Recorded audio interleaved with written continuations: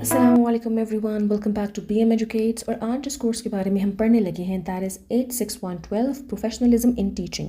देखिए, हम जब भी प्रोफेशनलिज्म की बात करते हैं या किसी के प्रोफेशनल होने की बात करते हैं तो हम सिर्फ यही कहते हैं कि वो बंदा अपने काम में बहुत प्रोफेशनल है। दैट मीन्स कि वो एक सेट पैटर्न से चल रहा है, उसका जो काम है, जो अंदाज़ है काम करने का, वो बहुत ऑर्गेनाइज्ड या स्ट्रक्चर्ड है। ठीक है, और जिस इंस्टीट्यूट में वो काम कर रहा है वहाँ पे वो उनके कुछ सेट रूल्स और नॉर्म्स को फॉलो भी कर रहा है, जिसकी वजह से वो प्रोफेशनल कहलाता है या कहलाती है। और प्रोफेशनलिज्म में हमेशा जो चीज़ें कैरी होती हैं, जो चीज़ें आती हैं, वो है एक्सपर्टीज़, अटोनमी एंड रिस्पॉन्सिबिलिटी।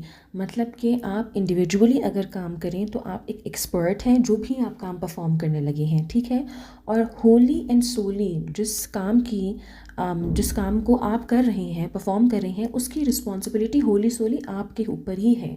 ठीक है, आप ही आंसरेबल हैं।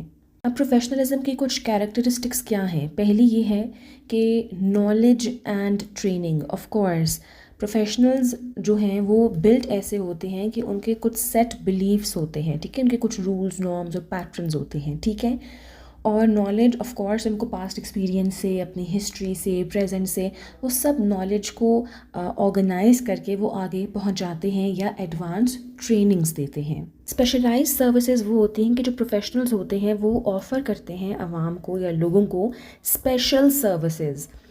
ठीक है, जैसे अगर मैं कहूँ कि मैं एक इंग्लिश लिटरेचर में मैंने जो है वो एक ऑफिशियल या प्रोफेशनल डिग्री हासिल की है, तो मेरी उसमें एक्सपर्टीज़ हैं, तो वही मैं आगे स्टूडेंट्स को या लर्नर्स को वो दूंगी, मतलब उसके ऊपर स्पेशल सर्विसेज या स्पेशल ट्रेनिंग्स दूंगी उसके ऊपर।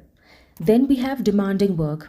अब डिमांडिंग वर्क सिर्फ ऐसा ही है कि ऑफ कोर्स जब आपकी रिस्पॉन्सिबिलिटी है और आप एक प्रोफेशनल हैं तो आपका जो वर्क ऑफ डिमांड है ना वो बढ़ जाती है। ठीक है, मतलब आपसे फिर कोई आम काम की एक्सपेक्टेशन नहीं लगा सकता, आपसे फिर हर कोई यही उम्मीद लगाएगा कि आप बेस्ट अपना देंगे या बेस्ट परफॉर्म करेंगे। एक्सपर्टीज़ की बात हम पहले भी कर चुके थे कि आपके पास स्पेशलाइज स्किल्स और एक्सपर्टीज़ होती हैं किसी पर्टिकुलर चीज़ के ऊपर। पब्लिक बेनिफिट होता है, ऑफ कोर्स किसी भी कोई प्रोफेशनल से आप कोई लेक्चर लेते हैं या स्किल सीखते हैं तो लेमैन, आम आदमी, मतलब उसको ही फ़ायदा होता है ना, वो ही बेनिफिट उठाता है। नॉलेज इनके पास जो है वो एक ऐसे लेवल की है जहाँ पे वो लेमैन से लेकर कोई ख़ास जो एक आप कह लें कि स्कूल से लेकर यूनिवर्सिटी लेवल, एग्जांपल दे रही हूँ, स्कूल से लेकर यूनिवर्सिटी लेवल तक के लोगों को जो है वो नॉलेज प्रोवाइड कर सके, मतलब हर फील्ड के नॉलेज को वो कवर कर लेते हैं।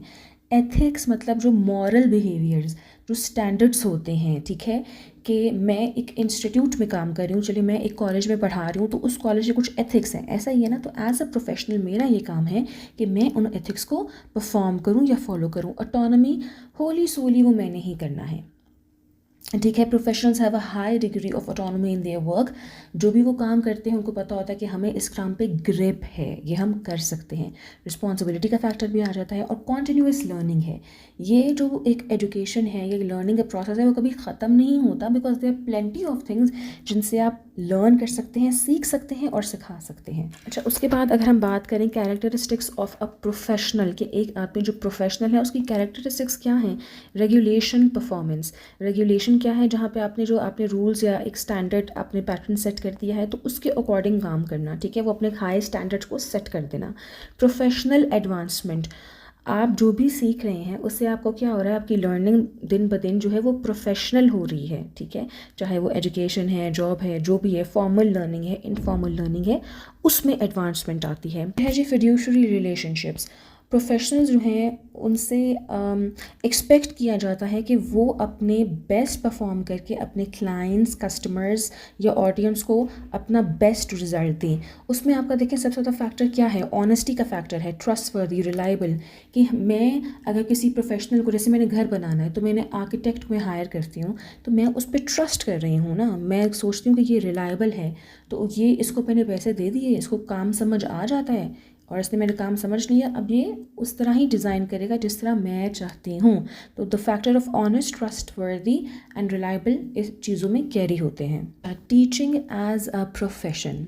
अब टीचिंग एज अ प्रोफेशन में हम बात कर रहे हैं कि characteristics of teaching as a profession. उसमें सबसे पहले क्या है, नॉलेज। नॉलेज क्या है, देखिए हम पढ़ाने जा रहे हैं स्कूल में और हम पढ़ने जा रहे हैं, तो जो नॉलेज है वो तो बेसिस है, मतलब वो बेस आपका पिलर है, ठीक है, जिसने बेसिस सेट करनी है। तो टीचर्स को वैलिड ऑथेंटिक नॉलेज होना, ताकि वो बच्चों को भी ऑथेंटिक नॉलेज दें, ये एक बहुत इंपॉर्टेंट मैटर है, ठीक है। स्किल्स, आपने सिर्फ पढ़ाना नहीं होता या बुक से देख के पढ़ना नहीं होता, स्किल्स में आ जाता है कम्युनिकेशन, कोलैबोरेशन, मैनेजमेंट, ठीक है, कि जिस तरह आप क्लास मैनेजमेंट कर रहे हैं, बच्चों को टीम वर्क सिखा रहे हैं, आपस में एक दूसरे से बात कर रहे हैं, ये सारे स्किल्स आ जाते हैं। वैल्यूज़, हर क्लास की, हर स्कूल की अपनी वैल्यूज़ होती हैं, ठीक है। जैसे अगर आपकी सुबह असेंबली प्रेजेंटेशन होती है तो आप बच्चों से जो है वो कोई भी सूरत पढ़वाते हैं, फिर मॉर्निंग प्रेजेंटेशन होती है, तो ये सारे एक सेट पैटर्न्स वैल्यूज़ हैं। Motivation, teachers must be able to motivate. अगर एक टीचर अपने बच्चों को पढ़ाई की तरफ या अच्छी एथिक्स वैल्यूज़ की तरफ मोटिवेट या जो है वो उनको इंगेज नहीं कर सकती, तो फिर मेरे ख्याल से वो इतनी टीचर है, ज़रूर है क्योंकि वो पढ़ा रही है, लेकिन उसमें वो एबिलिटी नहीं है कि वो बच्चों को अच्छे और पॉजिटिविटी की तरफ इंगेज कर सके, ठीक है। Resilience, teacher can be challenging and teachers must able to preserve in the face of challenges. Of course resilience क्या होता है कि आपके ऊपर चैलेंजेस आते हैं एज अ टीचर भी, एज अ लर्नर भी, लेकिन आपके अंदर इतनी एबिलिटी होनी चाहिए कि आप उन चैलेंजेस को आराम से ईजीली फेस कर सके। कैरेक्टरिस्टिक्स ऑफ अफेक्टिव टीचिंग, एक अच्छी टीचिंग की कैरेक्टरिस्टिक्स क्या होते हैं? पैशन होता है, कुछ करने का जुनून। क्लैरिटी, मतलब उनका दिमाग बिल्कुल क्लियर होता है कि बेटा ये करना है और ये नहीं करना। इंगेजमेंट, इंगेजमेंट मतलब कि टू वे प्रोसेस है, टीचर पढ़ा रही है, बच्चे रिस्पॉन्स कर रहे हैं, बच्चे कुछ पूछ रहे हैं, टीचर रिस्पॉन्स कर रही हैं, it should be a engaging network. Feedback, feedback मेरे ख्याल से एक अच्छी टीचर हमेशा फ़ीडबैक ज़रूर देती है, ठीक है। मतलब आपने कोई काम अच्छा नहीं किया, लेकिन उसका फ़ीडबैक देने का तरीका ऐसा होगा कि बच्चा समझ भी जाए और बच्चा मोटिवेटेड भी हो। फ़ीडबैक से क्या होता है, बच्चा काम को इम्प्रूव कर सकता है, ठीक है।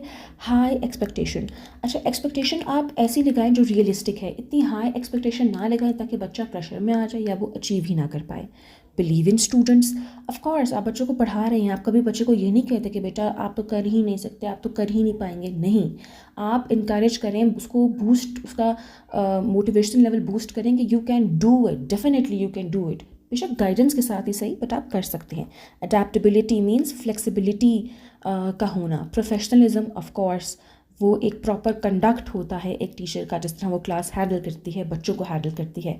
Building relationship with teachers, with students and with the parents. A code of ethics, आप जब किसी से बात कर रहे हैं या काम कर रहे हैं या पढ़ा रहे हैं, किसी भी इंस्टीट्यूट में कोड ऑफ एथिक्स होना बहुत ज़रूरी है, क्योंकि उसी से पता चलता है कि आप कितने प्रोफेशनल हैं और कितने नॉन प्रोफेशनल हैं। सो इसमें जो है steps involved in the process of professionalisation. अच्छा, इसमें पहला पॉइंट है कि जो establish a body of language, के मतलब प्रोफेशनलाइजेशन में आपने ऐसी बॉडी इस्टेब्लिश करनी होती है जहाँ पे आप नॉलेज को ऑक्यूपाई कर सकें, नॉलेज को सीख सकें, एक्वायर कर सकें, ठीक है। वो कैसे एक्वायर कर सकते हैं आप? एजुकेशन, ट्रेनिंग, एक्सपर्टीज़, ठीक है।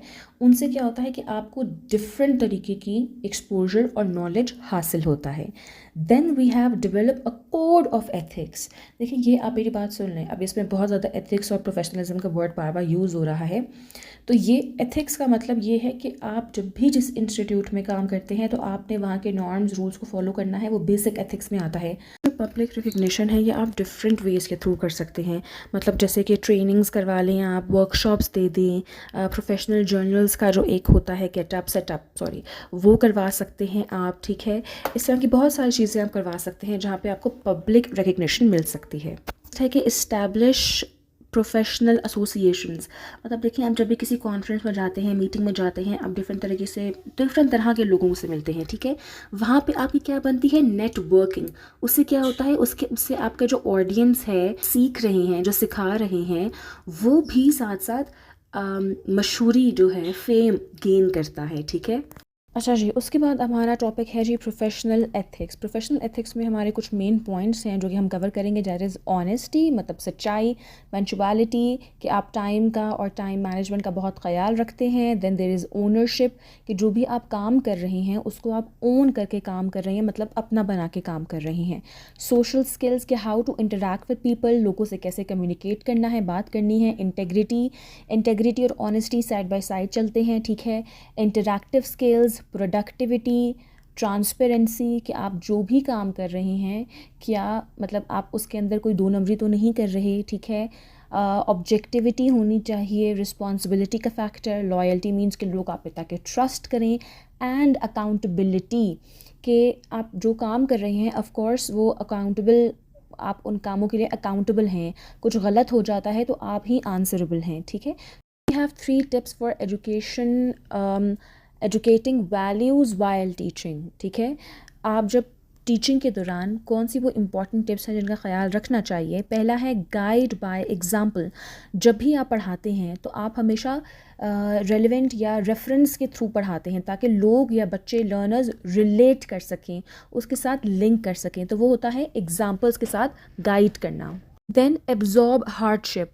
जब भी लर्नर्स को आप पढ़ा रहे हैं, ठीक है, तो आपको उनको फेमिलियर करना है, उनको बताना है different point of views, different नज़रिए, क्योंकि देखिए हर किसी का सोचने का अपना डिफरेंट तरीका है, अपना पर्सपेक्टिव है।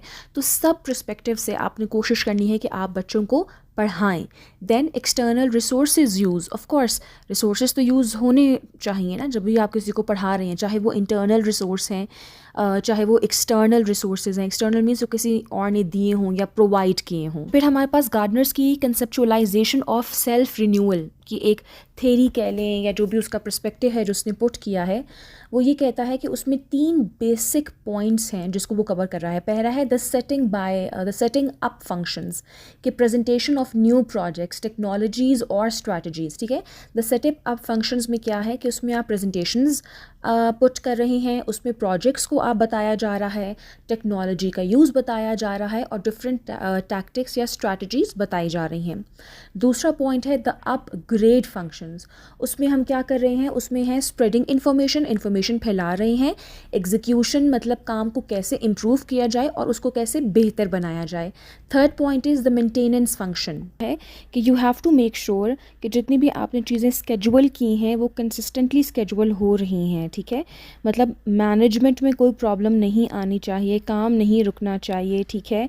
सब काम तरीके से और ऑन टाइम हो रहे हैं। नीड ऑफ प्रोफेशनल डिस्पोजिशंस, के प्रोफेशनल जो आपकी हम बिहेवियर दिखाते हैं या स्टाइल्स हैं वो क्यों हैं या वो क्यों ज़रूरी हैं, क्यों चाहिए हमें। पहला है create a positive learning environment. Of course professionalism जो है मेरे ख्याल से एक बहुत पॉजिटिव अप्रोच है, क्योंकि वो आपका काम, आप खुद अपने आप को जो है वो ऑर्गेनाइज्ड फील करते हैं, स्ट्रक्चर्ड फील करते हैं, ठीक है। सपोर्टिव इन्वायरमेंट हो जाता है, रिस्पेक्टफुल लर्निंग इन्वायरमेंट हो जाता है, ठीक है। प्रमोट स्टूडेंट लर्निंग, ठीक है। Commitment to excellence, creativity and innovation. Professionalism से क्या चीज़ें हम हासिल करते हैं ये लर्निंग वाले प्रोसेस में, कि एक्सीलेंस, कि बेस्ट ऑफ बेस्ट आपको मिलता है। Creativity, thinking out of the box वाली अप्रोच हासिल होती है। इनोवेशन, कुछ नया करने की, कुछ नया इनिशिएट करने की जो है वो आपके अंदर चाह या ख्वाहिश पैदा होती है, ठीक है। Develop students academic and social emotional skills. देखें जो लर्नर्स हैं, जो स्टूडेंट्स हैं, एकेडमिक स्किल्स तो उनके अंदर डेवलप हो रही हैं विद टाइम बिकॉज वो पढ़ रहे हैं, लेकिन उसके साथ साथ सोशल इमोशनल स्किल्स जो है ना, कि सोसाइटी के साथ कैसे इंटरेक्ट करना है, काइंडनेस कैसे लानी है, एम्पैथी का फैक्टर अपने अंदर कैसे डेवलप करना है, वो ये चीज़ आ जाती है इसमें।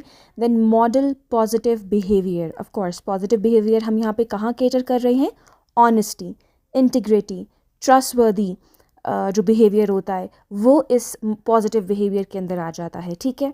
अच्छा, उसके बाद हमें बताया गया है कि लेवल्स ऑफ प्रोफेशनल डिस्पोजिशंस के 4 लेवल्स हैं जिसमें ये चीज़ जो है वो असेसमेंट इंक्लूड होती है या असेसमेंट्स कंडक्ट किए जाते हैं। Level 1, level 2, level 3, level 4। Level 1 है प्री एडमिशन, एडमिशन अभी करवाया नहीं है तो उसको हम प्री एडमिशन कह रहे हैं, ठीक है।